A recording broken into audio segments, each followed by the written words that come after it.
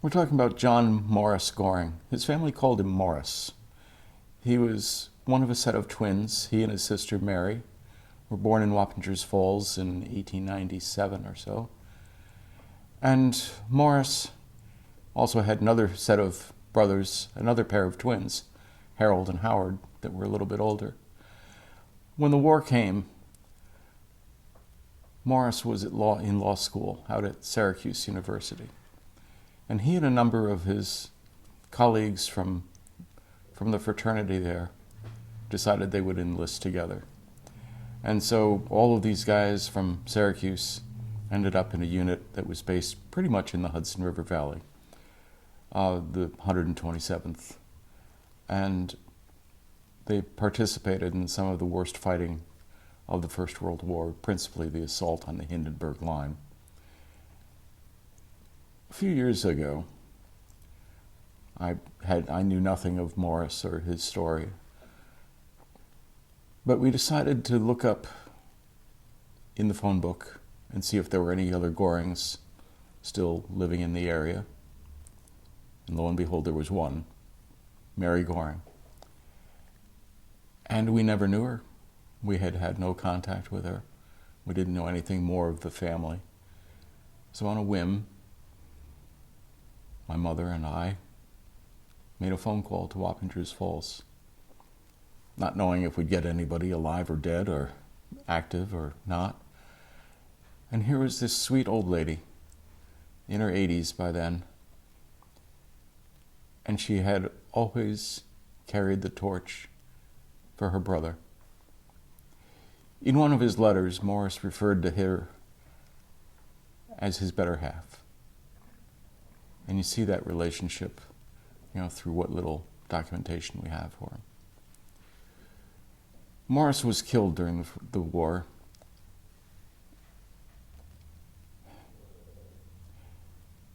But Mary wanted us to have his last letter. Knowing that he was going to die, it's so clear from the way he writes. And this was his last letter, or one of his last letters home. And here was this brown piece of paper, 7 or 8 or 9 pages in length,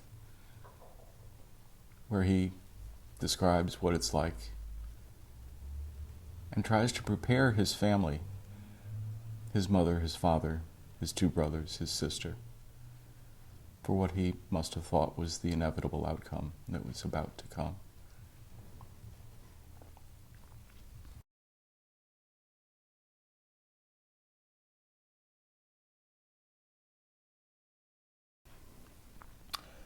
Sunday, September 22nd, 1918. Dearest Mother, I haven't had time to write since I wrote to Mary, and even now must make this short, as it's nearly 8 and I'm writing by candlelight in Ben McGill's billet.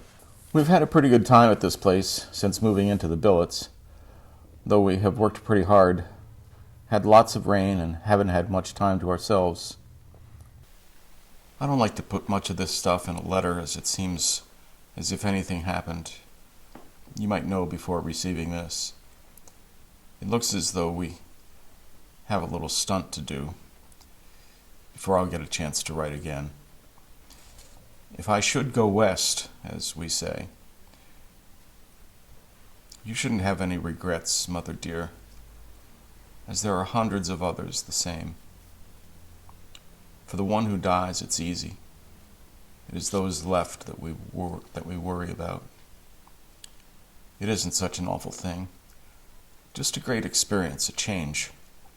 We'll see each other again. That we are sure of. Millions, not only Christians, but all human beings. I've led a fairly good life. I've had a wonderful time, great opportunities, and a wonderful mother and family.